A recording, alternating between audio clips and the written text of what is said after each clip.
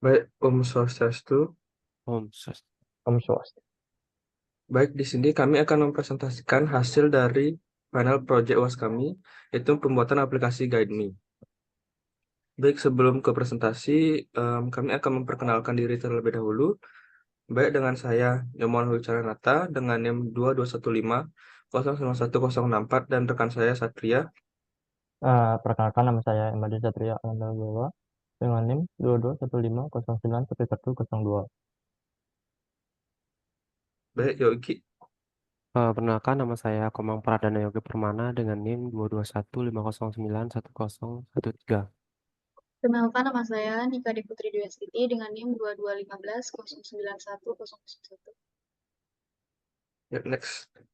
Em, Baik, project UAS yang kami buat yaitu pembuatan aplikasi GuideMe. Dengan sedikit preview pada presentasi hari ini, yaitu yang pertama menjelaskan deskripsi aplikasi, yaitu aplikasi GuideMe ini terdapat dua pengguna. Yang pertama ada pengguna customer dan juga dari sisi guide-nya, yang dimana di aplikasi ini bisa membooking guide untuk melakukan perjalanan atau tour kita keliling Bali. Kemudian kita akan menjelaskan ketentuan tugas. Ketentuan tugas yaitu menjelaskan ketentuan tugas untuk proyek UAS ini. Dan selanjutnya ada masukan dan tantangan. Kemudian masukan dan tantangan ini yaitu masukan tantangan yang diberikan pada kami minggu lalu. Kemudian terakhir kami akan melakukan demo. Baik, selanjutnya akan dijelaskan oleh rekan saya.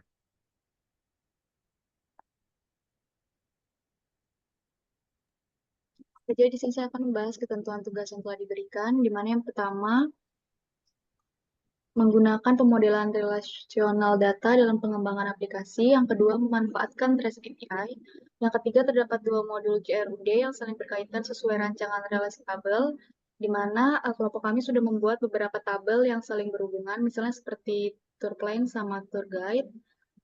Selanjutnya terdapat satu modul lengkap yang terdiri dari pagination data, pencarian, drop-down data, serta upload file. Yang terakhir ada fitur authentication minimal untuk dua level pengguna.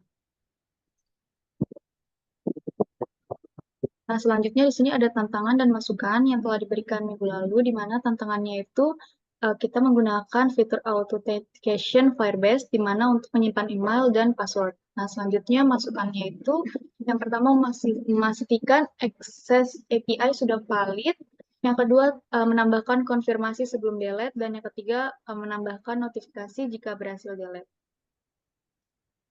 Nah, di sini tampilan untuk tampilan akses API jika sudah berhasil, di mana kami sudah membuat dekorator untuk memverifikasi token dari user, dan kemudian dekorator yang telah kita buat, kita masukkan atau kita tambahkan ke endpoint. Nah, berikut merupakan tampilan jika konfirmasi sebelum delete, dan ini tampilan notifikasi jika berhasil delete. Oke, selanjutnya akan disampaikan oleh teman saya.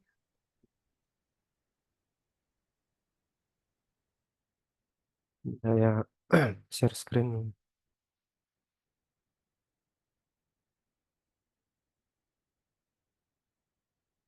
Oke, jadi di sini saya akan run aplikasinya terlebih dahulu.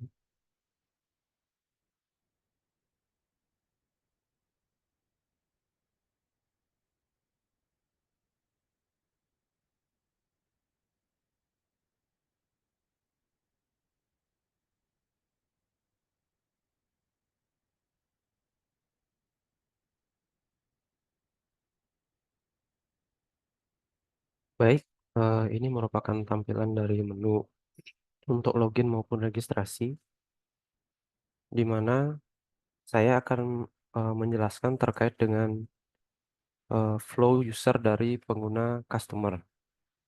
Di sini saya akan melakukan login sebagai seorang customer, lalu saya bisa menginputkan email dan juga password.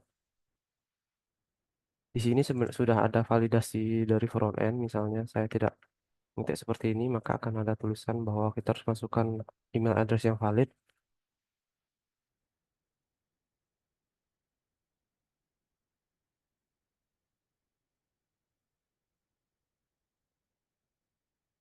Di sini merupakan tampilan utama ketika customer melakukan login, di mana seperti yang tadi sudah dijelaskan ada beberapa fitur utama.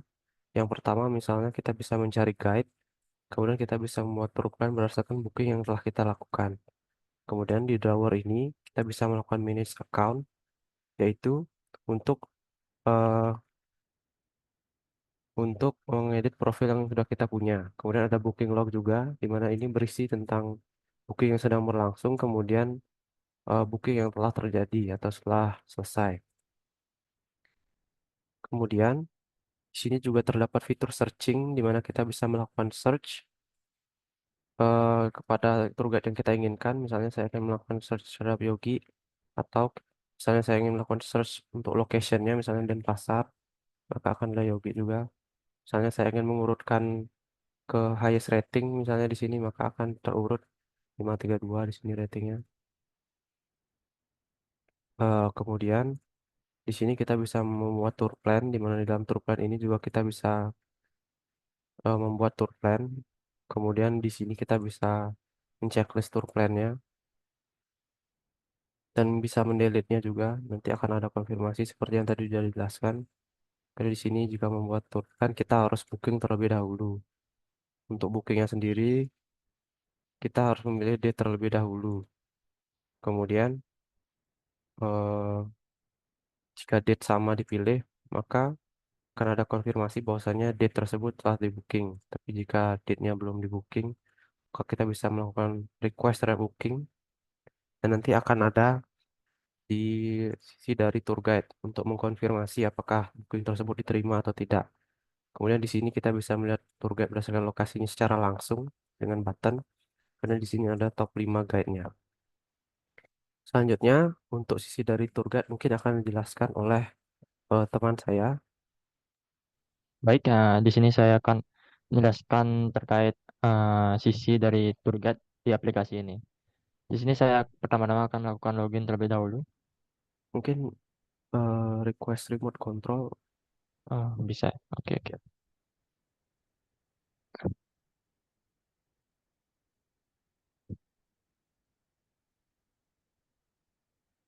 Baik, di sini saya akan melakukan login terlebih dahulu.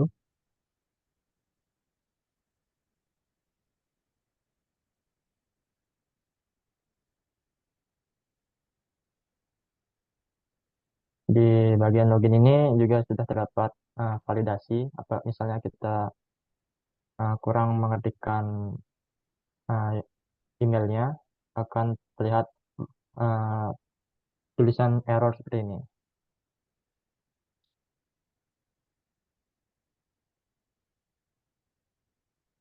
Baik, di sini sudah bisa melakukan login dan masuk ke menu utama di tour guide-nya, yaitu ongoing-nya. Tadi customer sudah melakukan booking, dan di sini tour guide melihat atau bisa menerima bookingan yang dilakukan oleh customer tadi. Di sini terdapat satu bookingan di mana dengan ID 31 dengan tanggal 18 Juli. Uh, di sini tour guide bisa melakukan accept atau menerima bookingan, dan di sini juga terdapat dialog apakah tour guide-nya akan menerima bookingan atau tidak. Nah, apabila sudah diterima, ini juga terdapat detail dari bookingannya. Nah, apabila sudah terima, maka customer bisa melakukan atau bisa mengisi aktivitas pada tour plan.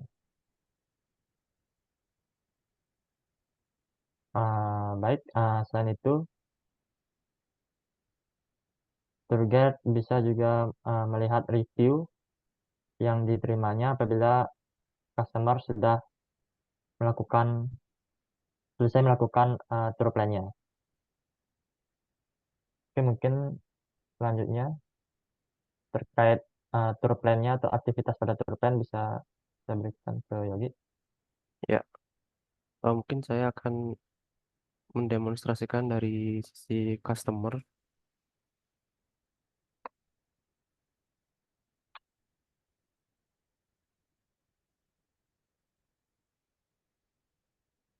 Dari sisi customer ini, kalau tadi sudah di accept booking 31 ini, maka kita bisa mengkonfirmasi untuk apakah bookingnya sudah selesai atau belum.